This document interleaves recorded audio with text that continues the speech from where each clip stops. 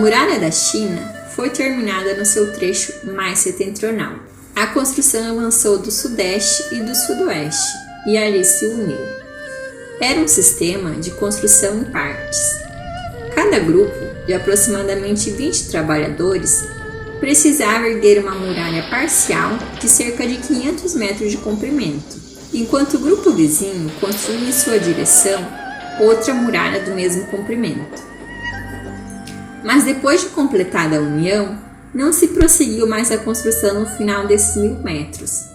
Em vez disso, os grupos de trabalhadores foram deslocados para regiões totalmente diversas, visando a construção da muralha. Desse modo, surgiram naturalmente muitas brechas grandes que só foram preenchidas de maneira gradativa e vagarosa.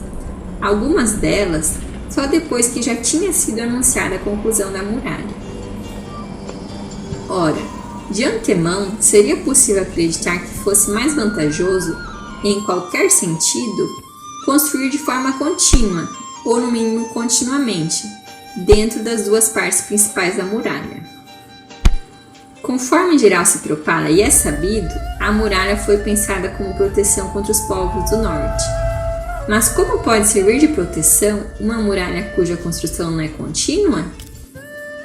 Com efeito, muralha assim não só não pode proteger, como a própria construção corre perigo constante. Essas partes da muralha, abandonadas em região deserta, podem ser destruídas facilmente e a todo momento pelos nômades. Sobretudo porque, já então amedrontados pela construção, eles mudaram de morada com incrível rapidez e talvez por isso conseguiram uma visão de conjunto melhor sobre os progressos da construção do que nós, os construtores. Apesar de tudo, a construção não podia mesmo ser efetuada de maneira diferente. Para compreendê-lo, é preciso levar em consideração o seguinte: a muralha devia tornar-se uma proteção por séculos.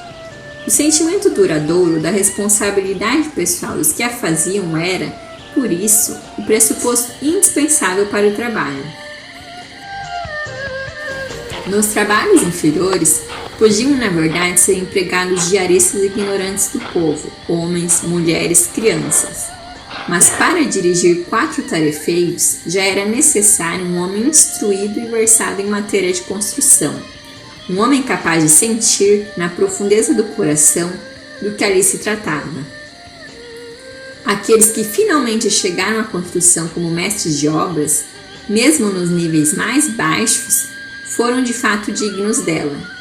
Eram homens que haviam meditado muito sobre a construção e não paravam de pensar nisso. Naturalmente, porém, o que movia construtores como esses, além da avidez de realizar o trabalho mais sólido, era a impaciência por verem, afinal, a construção emergir em sua plenitude. O trabalhador diarista não conhecia essa impaciência. A falta de perspectiva desse trabalho assíduo os teria desesperado e, sobretudo, tornado mais sem valor para o trabalho. Por esse motivo, escolheu-se o sistema de construção por partes. Eram feitas festas de união dos 1000 metros da muralha. Os trabalhadores eram condecorados e ouviam gritos de júbilo dos novos exércitos de trabalho que afluíam. Tudo isso apaziguava sua impaciência. O prestígio de que gozavam todos os construtores e a confiança que o cidadão simples e tranquilo depositava na antiga construção da muralha. Tudo isso esticava as cordas da alma. O desejo de trabalhar outra vez na obra do povo havia se tornado invencível. Em todos os caminhos, grupos, famas, bandeiras. Nunca antes eles haviam visto como sua terra era grande, rica e bela, digna de ser amada. Cada conterrâneo era um irmão para o qual se construía uma muralha protetora e que por isso agradecia, com tudo o que tinha, e era pela vida inteira. Unidade, unidade. Assim, portanto, fica compreensível o sistema de construção por partes. Mas, por certo, ele ainda tinha outras razões. Na época, um erudito afirmava que só a grande muralha criaria pela primeira vez na história dos homens um fundamento seguro para uma nova Torre de Babel. Ou seja, primeiro a muralha e depois a torre. A muralha, que não formava nem mesmo um círculo, devia oferecer os alicerces de uma torre? Isso só poderia ser entendido num sentido espiritual. Mas então para que a muralha, que era algo efetivo, resultado do esforço e da vida de centenas de milhares?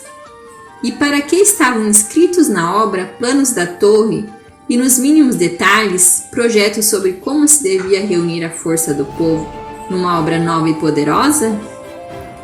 É possível que também essas ponderações, até contrárias à construção da muralha, não tenham permanecido desconsideradas pelo comando ao estabelecer a construção por partes. Nós só nos conhecemos ao soletrar as determinações do Comando Supremo e descobrimos que sem ele não bastariam nem o nosso conhecimento escolar, nem o senso comum para a pequena função que tínhamos dentro do grande todo. E por isso não escapa ao observador imparcial que o comando, caso ele o tivesse querido a sério, não teria deixado de superar as dificuldades que se opunham a uma construção contínua da muralha. Resta, pois, apenas a conclusão de que o comando tinha por objetivo a construção por partes. Naquela época, era princípio secreto de muitos e até dos melhores. Tente com todas as forças entender as determinações do comando, mas até um certo limite. Depois pare de pensar. Vai-lhe acontecer como acontece ao rio na primavera. Ele sobe, torna-se mais pulsante, nutre com mais força a terra nas suas longas margens. Conserva o próprio ser quando entra pelo mar adentro. Fica mais à altura do mar e é mais bem recebido por ele. Mas depois o rio passa às suas margens, perde contornos e forma, retarda o curso. Tenta formar, contra sua vocação, pequenos mares em terra firme. Danifica as campinas, mas não pode manter por muito tempo essa expansão, pois reflui para suas margens e até seca lastimavelmente na próxima estação quente. Contra quem devia nos proteger a grande muralha? Contra os povos do norte. Lemos a respeito deles e de suas crueldades nos livros dos antigos, mas não sabemos mais do que isso sobre esses setentrionais. Não os vimos nunca, e se permanecermos em nossa aldeia, nunca os veremos, mesmo que eles se lancem em linha reta à nossa caça, montado nos seus cavalos selvagens. O país é grande demais e não os deixa chegar até nós. Eles irão se perder no ar vazio. Por que então, uma vez que as coisas são assim, abandonamos o lar, o rio e as pontes, a mãe e o pai, a esposa que chora, as crianças que precisam de aprendizado e partimos para a escola na cidade distante e os nossos pensamentos estão mais longe ainda, junto à muralha do norte? Por quê? Pergunte ao comando. Ele nos conhece. Ele, que vive às voltas com imensas preocupações, sabe de nós. E, se posso me permitir tal pensamento sobre o comando, tenho de dizer que, na minha opinião, ele já existia antes. O comando existiu, sem dúvidas, desde sempre, bem como a decisão de construir a muralha. Inocentes povos do norte que acreditaram ter sido sua causa. Venerável e inocente imperador que acreditou tê-la ordenado. Nós, da construção, conhecemos o assunto de outro ângulo e nos calamos. Faz parte das instituições chinesas mais obscuras, com certeza, o Império. Quanto mais fundo se desce na escala das escolas inferiores, tanto mais desaparecem as dúvidas sobre o próprio saber, e a pseudo-formação se eleva à altura das montanhas em torno de alguns poucos preceitos radicados há séculos. Porém, justamente sobre o império que se devia, na minha opinião, consultar o povo, uma vez que o império tem nele os seus últimos pontos de apoio. Nosso pensamento está voltado apenas para o imperador, mas não para o atual imperador se nós o tivéssemos conhecido ou sabido algo definido sobre ele. Certamente, o imperador vivo, um ser humano como nós, deita-se numa cama e às vezes estica os membros do corpo. Mas como poderíamos saber? Em torno do imperador aperta-se a multidão brilhante e, no entanto, obscura da corte. Maldade e hostilidade na roupagem de servidores e amigos. O contrapeso do poder imperial, sempre empenhado em derrubar o imperador do prato da balança com setas envenenadas. O império é imortal, mas como indivíduo, o imperador cai e se precipita das alturas. Tão sem esperança e esperançoso o nosso povo vê o imperador. O povo não sabe qual imperador está reinando, e até sobre o nome da dinastia persistem dúvidas. Imperadores mortos há muito tempo são entronizados em nossas aldeias. Assim, pois o povo se comporta com os senhores do passado, mas os do presente ele mistura com os mortos. Não se estaria muito longe da verdade concluir que, no fundo, nós não temos nenhum imperador. É difícil acreditar que Pequim e seu imperador sejam uma coisa só. Ora, a consequência dessas opiniões é uma vida de certo modo livre e sem constrangimentos, de maneira alguma imoral. É uma vida que não está sujeita a nenhuma lei atual e que só obedece às instruções e advertências que chegam a nós vindas dos velhos tempos.